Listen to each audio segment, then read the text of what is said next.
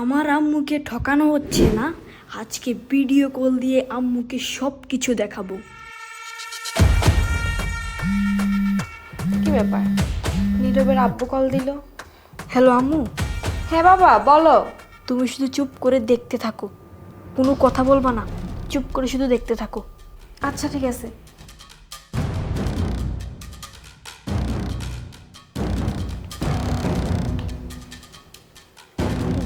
দেখতে থাকো।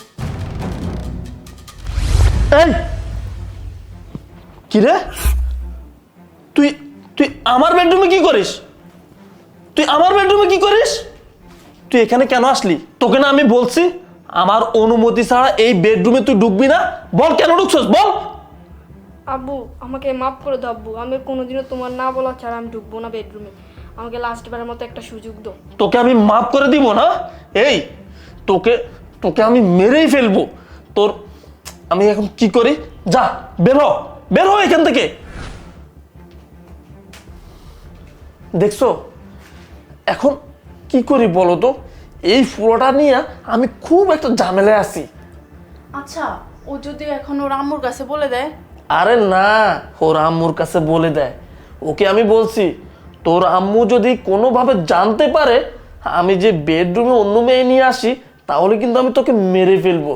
সেই ভয়ে ও কখনো কিছু বলে না। আর শুনো, ওরে তো আমি এই বাসার কাজের ছেলে বানাই রাখছি। আমি তোর আসল বাবা না, বুঝো নাই? ওর মাকে বিয়ে করছি শুধুমাত্র এই সম্পত্তির আশায়। যে করে হোক অল্প কিছুদিনের ভিতরে ওকে এই দুনিয়া থেকে সরিয়ে আমি এই সম্পত্তির মালিক হব, আর তারপর আমি তোমাকে বিয়ে করব, বুঝো নাই? তার মানে আমি প্রতিদিন অফিসে চলে আসার পর তুই বাসায় অন্য মেয়ে নিয়ে ফুর্তি করিস আর আমার ছেলেটাকে এরকম অত্যাচার করিস? আচ্ছা দেখি তুই আর কি করিস। শোনো, চুপ থাকো। এই নীরব, নীরব, এই শোন। কি হলো? হ্যাঁ আব্বু বলো। এত লেট কে? হ্যাঁ এই শোন, আমি যে প্রতিদিন এই মেয়েটাকে বাসায় নিয়ে আসি, যদি এই কথাটা তোর মা জানতে পারে না, তুই তো জানিস আগেও তোকে বলেছি তোকে আমি মেরেই ফেলবো। কোনোভাবেই যেন তোর আম্মু এই বিষয় না জানে। যদি জানে আমি তোকে মেরেই ফেলবো। আর শোন, ভালো করে রান্না বান্না করবি, ঘর ঝাড়ু দিবি, থালা বাসন পরিষ্কার করবি, সব কিছু পরিষ্কার রাখবি। তুই তো জানিসই তুই এই বাসার কাজের ছেলে, তুই আমার ছেলে না। যা এখান থেকে যা, চলো যা।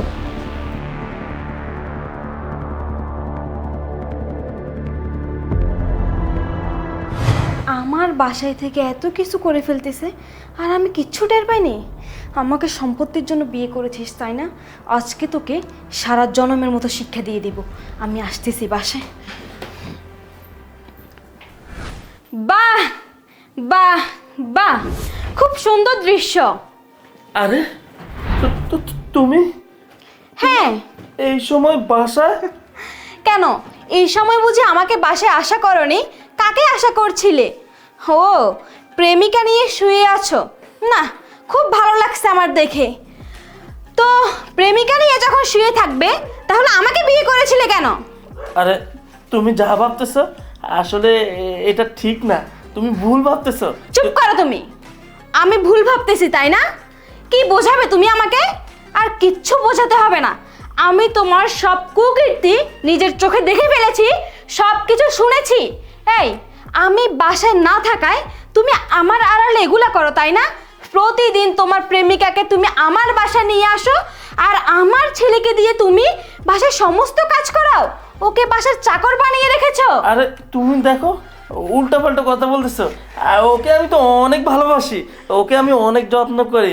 তুমি যা বলতেছো না সব উল্টাপাল্টা বলতেছো। তুমি এসব কিভাবে জানো বলো? হ্যাঁ তাই তো, আমি এসব কিভাবে জানি? হ্যাঁ তুমি খুব সুন্দর প্রশ্ন করেছো। আমি কিভাবে জানি? তুমি তোমার হোয়াটসঅ্যাপ চেক করলে সব কিছু জানতে পারবে। এই দাঁড়াও, আমি তোমাকে দেখাচ্ছি। এই যে দেখো, 16 মিনিট ধরে আমি তোমাদের সব কিছু দেখেছি। তুমি আমার ছেলেকে কি বলেছো না বলেছো সব কিছু শুনেছি।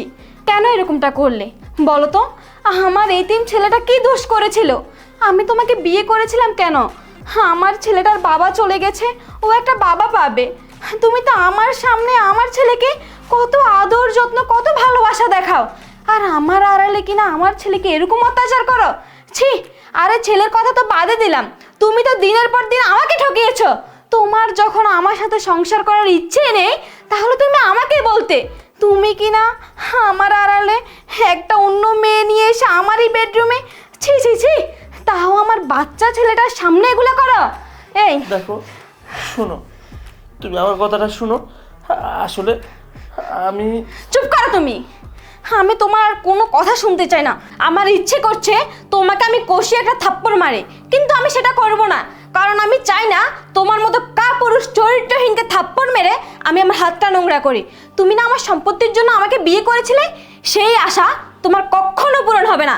তুমি এক্ষুনি আমার বাসা থেকে বের হয়ে যাবে। তোমার মতো কাপুরুষ চরিত্রহীনকে আমি আমার বাসায় আর এক মুহূর্ত দেখতে চাই না। যাও, বের হয়ে যাও তোমার প্রেমিকা নিয়ে। কি হলো, যাও।